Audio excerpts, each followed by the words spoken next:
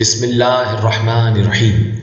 شروع اللہ کا نام لے کر جو بڑا مہربان نہایت رحم والا ہے۔ جو مخلوق آسمانوں اور زمین میں ہے اللہ کی تسبیح کرتی ہے اور وہ غالب ہے، حکمت والا ہے۔ آسمانوں اور زمین کی بادشاہی اسی کی ہے، وہی زندگی دیتا ہے اور وہی موت دیتا ہے اور وہ ہر چیز پر قادر ہے۔ وہی اول وہی آخر اور اپنی قدرتوں سے سب پر ظاہر اور پھر بھی پوشیدہ ہے اور وہ ہر چیز کا خوب جاننے والا ہے۔ وہی ہے جس نے آسمانوں اور زمین کو 6 دن میں پیدا کیا، پھر عرش پر جلوہ افروز ہوا۔ جو چیز زمین میں داخل ہوتی اور جو اس سے نکلتی ہے اور جو آسمان سے اترتی اور جو اس میں چڑھتی ہے، سب اس کو معلوم ہے، اور تم جہاں کہیں بھی ہو وہ تمہارے ساتھ ہوتا ہے، اور جو کچھ تم کرتے ہو اللہ اس کو دیکھ رہا ہے۔ آسمانوں اور زمین کی بادشاہی اسی کی ہے اور سب معاملات اسی کی طرف رجوع ہوتے ہیں۔ وہی رات کو دن میں داخل کرتا اور دن کو رات میں داخل کرتا ہے، اور وہ دلوں کے بھیدوں تک سے واقف ہے۔ لوگو، اللہ پر اور اس کے رسول صلی اللہ علیہ وآلہ وسلم پر ایمان لاؤ، اور جس مال میں اس نے تم کو اپنا نائب بنایا ہے اس میں سے خرچ کرو۔ اب جو لوگ تم میں سے ایمان لائے اور مال خرچ کرتے رہے ان کے لیے بڑا ثواب ہے۔ اور تم کیسے لوگ ہو کہ اللہ پر ایمان نہیں لاتے، حالانکہ اس کے پیغمبر صلی اللہ علیہ وآلہ وسلم تمہیں بلا رہے ہیں کہ اپنے پروردگار پر ایمان لاؤ، اور اگر تم کو یقین ہو تو وہ تم سے اس کا عہد بھی لے چکا ہے۔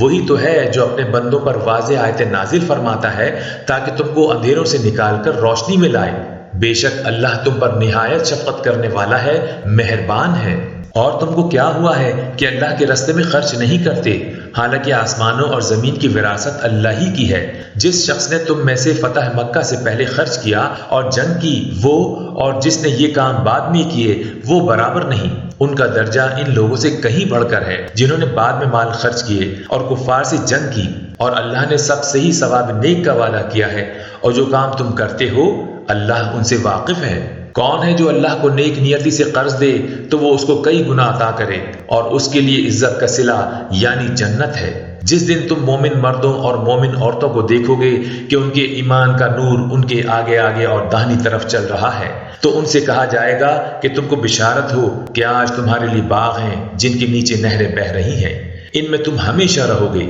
یہی بڑی کامیابی ہے۔ اس دن منافق مرد اور منافق عورتوں مومنوں سے کہیں گے کہ ہمارے لیے انتظار کرو، ہم بھی تمہارے نور سے روشنی حاصل کریں۔ ان سے کہا جائے گا کہ پیچھے کو لوٹ جاؤ، پس وہاں نور تلاش کرو۔ پھر ان کے بیچ میں ایک دیوار کھڑی کر دی جائے گی جس میں ایک دروازہ ہوگا جو اس کی جانب اندرونی ہے، اس میں تو رحمت ہے، اور جو بیرونی جانب ہے اس طرف عذاب ہے۔ تو منافق لوگ مومنوں سے کہیں گے کہ کیا ہم دنیا میں تمہارے ساتھ نہ تھے؟ وہ کہیں گے کیوں نہیں تھے، لیکن تم نے خود اپنے آپ کو بلا میں ڈالا اور ہمارے لیے گردش زمانے کے منتظر رہے، اور اسلام میں شک کیا، اور فضول آرزوؤں نے تم کو دھوکے میں ڈالے رکھا، یہاں تک کہ اللہ کا حکم آ پہنچا اور اللہ کے بارے میں تم کو وہ شیطان بڑا فریبی فریب دیتا رہا۔ تو آج تم سے کوئی معاوضہ نہیں لیا جائے گا اور نہ کافروں ہی سے قبول کیا جائے گا۔ تم سب کا ٹھکانہ دوزخ ہے کہ وہی تمہارے لائق ہے، اور وہ بری جگہ ہے۔ کیا ابھی تک مومنوں کے لیے اس کا وقت نہیں آیا کہ اللہ کی یاد کرنے کے وقت اور قرآن جو حق کی طرف سے نازل ہوا ہے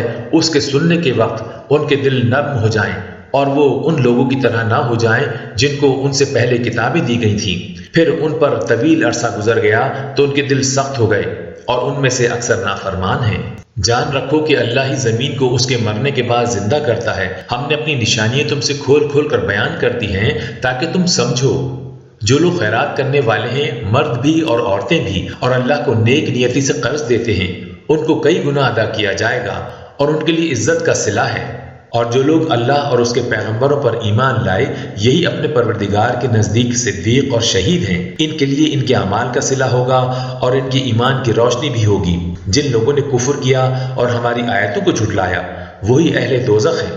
جان رکھو کہ دنیا کی زندگی محض کھیل اور تماشا اور زینت و آرائش اور تمہارے آپس میں فخر و ستائش اور مال و اولاد کی ایک دوسرے سے زیادہ طلب و خواہش ہے۔ اس کی مثال ایسی ہے جیسے بارش کہ اس سے اگنے والی کھیتی کسانوں کو بھلی لگتی ہے، پھر وہ کھیتی خوب زور پر آتی ہے، پھر اے دیکھنے والے تو اس کو دیکھتا ہے کہ پک کر زرد پڑ جاتی ہے، پھر چورا چورا ہو جاتی ہے، اور آخرت میں کافروں کے لیے عذاب شدید اور مومنوں کے لیے اللہ کی طرف سے بخشش اور خوشنودی ہے، اور دنیا کی زندگی تو دھوکے کا سامان ہے۔ بندو اپنے پروردگار کی بخشش کی طرف اور جنت کی طرف لپکو جس کا عرض آسمان اور زمین کے عرض کا سا ہے، اور وہ ان لوگوں کے لیے تیار کی گئی ہے جو اللہ پر اور اس کے پیغمبروں پر ایمان لائے ہیں۔ یہ اللہ کا فضل ہے جسے چاہے عطا فرمائے، اور اللہ بڑے فضل کا مالک ہے۔